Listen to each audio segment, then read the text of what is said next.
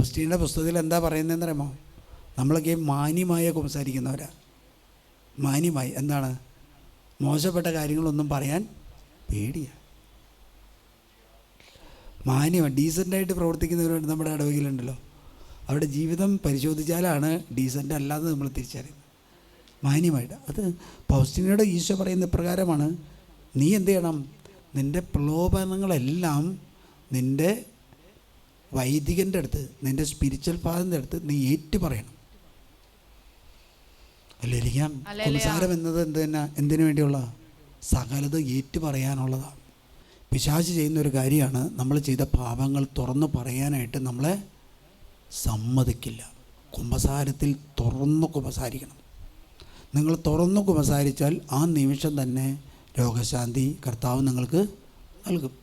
കുമ്പസാരിച്ച് കഴിഞ്ഞ് എത്രയോ ആൾക്കാർ രോഗശാന്തി കിട്ടിപ്പോയത് നമുക്കറിയാം. ലൂർദിൽ പോയി കഴിഞ്ഞാൽ രോഗശാന്തി കിട്ടുന്നതിൻ്റെ ഏറ്റവും വലിയ അടയാളം കുമ്പസാരമാണ്.